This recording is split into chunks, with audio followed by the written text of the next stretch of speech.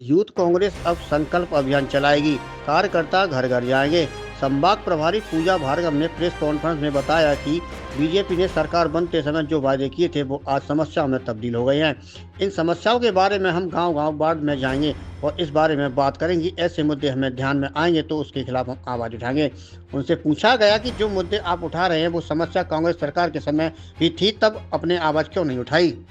इसके जवाब में उन्होंने कहा कि हमने भी आवाज़ उठाई थी, वो समस्याएं अब वापस आ रही हैं। ये अभियान 100 दिन तक चलेगा, जिसमें यूथ कांग्रेस 9 मुद्दों को लेकर जनता को जागरूक करेगी। इन मुद्दों के आधार पर हम सरकार को घेरने का काम करेंगे।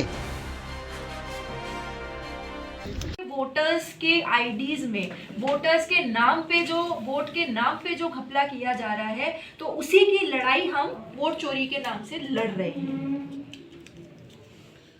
ड्रग्स को लेकर क्या नशे के खिलाफ किस तरीके से कांग्रेस काम करेगी यूथ को? बहुत ही गलत है और युवा जिस तरीके से उसमें लुप्त होता जा रहा है, युवा अपने भविष्य को भूलता जा रहा है, तो हम इस मुद्दे को जनता तक पहुंचाएंगे और जनता को अवेयर करेंगे कि वो उनके घर में अगर कोई व्यक्ति नशे का आदी है तो हम उस चीज़ के खिलाफ आवाज़ उठा के जनता तक जाएंगे और जनता तक जाके इन चीज़ों को उनको बताएंगे कि नशे को छुड़वाने का भी काम करेंगे और अगर ज़रूरत पड़ी तो हम कोई ना कोई उनके लिए एक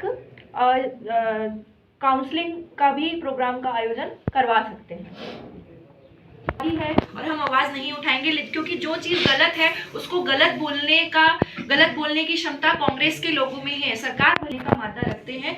महिलाओं की सुरक्षा के लिए बात हम इसलिए उजागर कर रहे हैं क्योंकि आज की डेट में राजस्थान की एक डिप्टी सीएम भी महिला है और जिस तरीके से बीजेपी महिलाओं को ऊपर लाने का काम कर रही है, वो कहते हैं कि हम इनको आगे बढ़ा रहे हैं महिलाओं को, लेकिन जो महिलाओं का शोषण राजस्थान में आज भी हो रहा है प्रथाओं के नाम पे, तो वो चीज़ भी गलत है। क्या मुद्दे ये हैं कि हमने 100 दिन का एक संकल्प अभियान राजस्थान युवा कांग्रेस द्वारा आयोजित किया गया है, लॉन्च किया गया है।